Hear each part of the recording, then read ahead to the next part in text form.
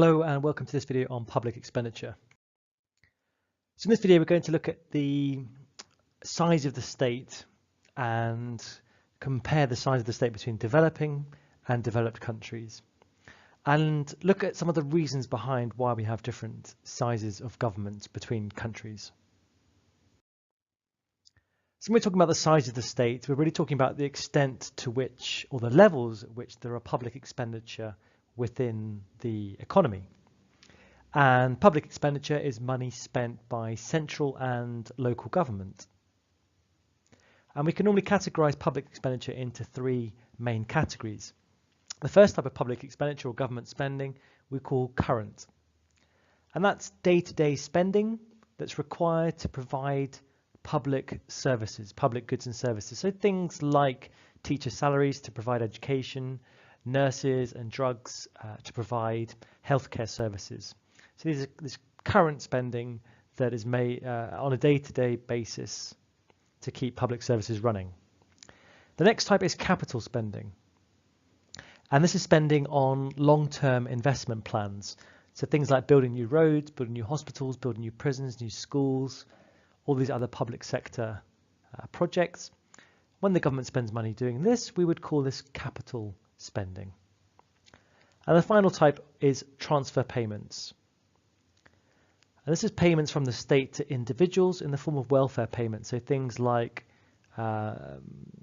pensions, things like unemployment benefits. And the key here is this is money that's just transferred. There is no production in return. The other two, the government gets something in return, either the provision of a service or some sort of physical asset. A transfer payment is just made from the state to an individual. So these are the three main types of public expenditure that we have. So now we can start to look at this question. What is the ideal size of the state? Should the government have a very large active role? Should there be a lot of public expenditure? Or should the state actually be quite small and there should be quite low levels of public expenditure? Another way of asking this question is for every dollar, pound or euro spent in a country, how much of that should originate from the government?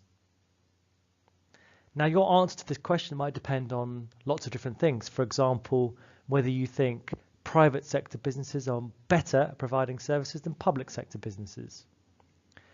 It might depend on what your view is on tax. How much should tax be? What would you consider a fair rate of tax? What services should the government provide? And who knows what's best for people themselves, the government or the market? What gives us the best outcome?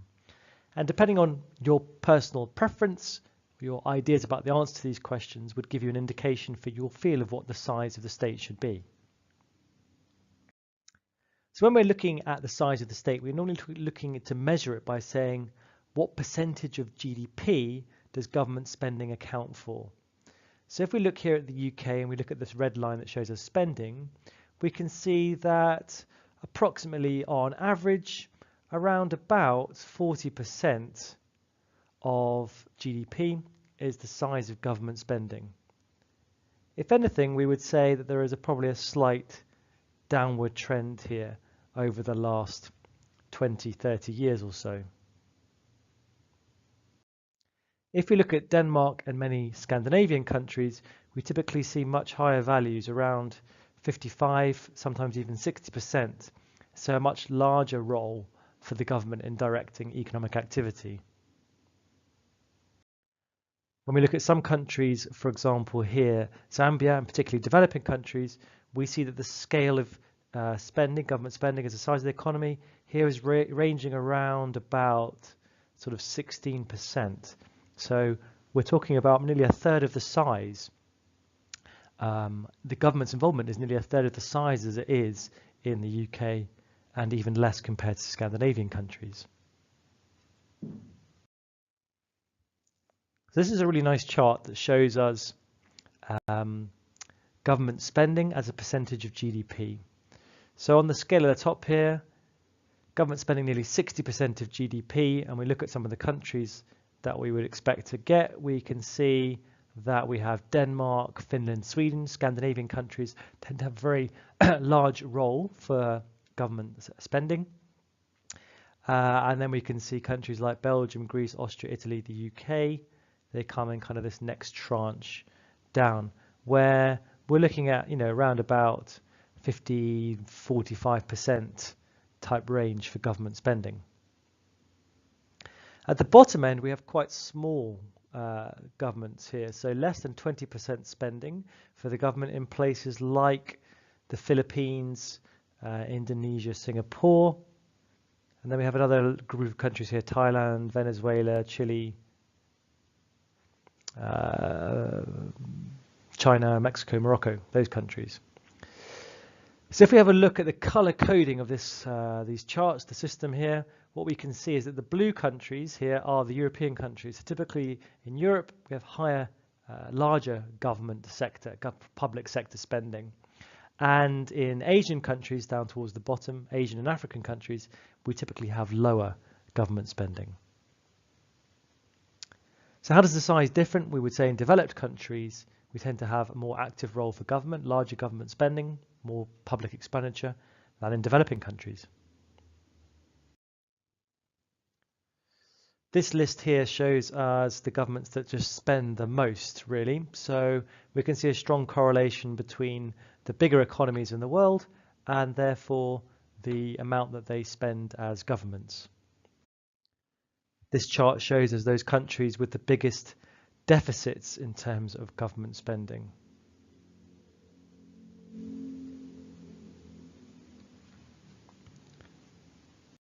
And this chart shows us those countries that have the biggest surpluses in terms of government spending. So we see a general rule when it comes to the size of the state is that the government accounts for a larger proportion of spending in the economy in developed economies and a smaller proportion in developing economies. And this is linked closely to the work of the economist Rahn, who has developed this idea of the Rahn curve. And on this bottom axis, we have government spending as a percentage of GDP. And on the y-axis here, we have GDP growth. And generally speaking, the theory, he said, there was that as governments get bigger, as governments take a more active role in the economy, this can lead to economic growth. But if governments were to get too big and account for too much economic activity, this can have a negative effect on economic growth. And so the optimum size of government, the optimal size of government can be correlated with the size of government that achieves the fastest rate of GDP growth. So all this begs the question of, well, what influences the level of public expenditure? So some broad theories for us to think about, some broad issues. First of all, the level of development. As we've seen, developed economies tend to have higher government spending than developing economies. There can be an argument that the political ideology of the country, so if it's more perhaps left-wing, more Keynesian, it would advocate a stronger role for government spending. If it was more right-wing, more of a classical point of view, then it would advocate less government spending. We can sometimes see that there's an impacted by the business cycle. So for example, in the 2009 recession, we saw a big increase in government spending across many economies as the governments tried to prop up the economies and deal with rising unemployment. Also, those countries that have ambitious long-term growth plans, we might see more public spending in order to finance those, in order to create the infrastructure to achieve that growth.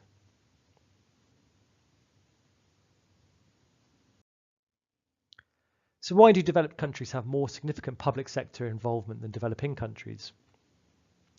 Well, one reason could be the level of GDP.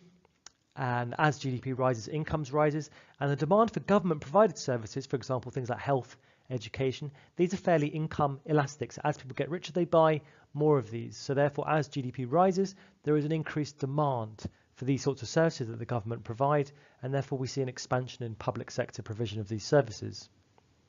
Secondly, the age of the population. An aging population, which can also be associated with those populations in developed countries, have increased demand for government services such as healthcare and pensions, and therefore, as a result, those governments have to spend more money.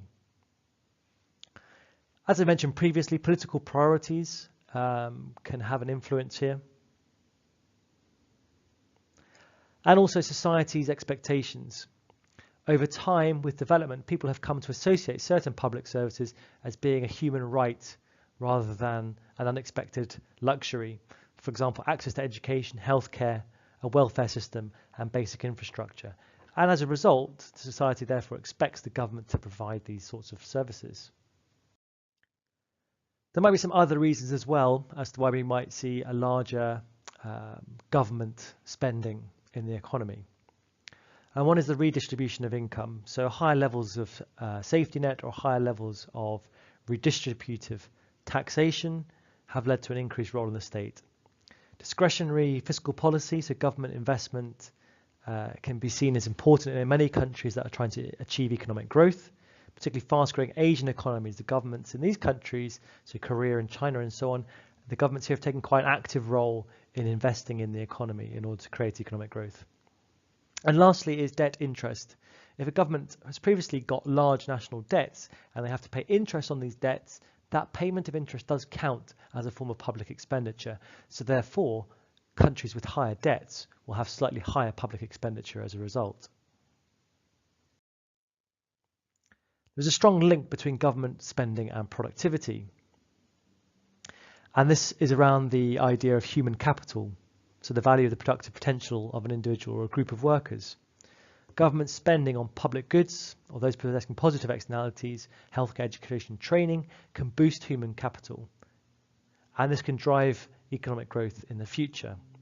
So government can often lay the foundations, the building blocks, education, infrastructure, healthcare, that then go forward to provide the foundations for solid economic growth.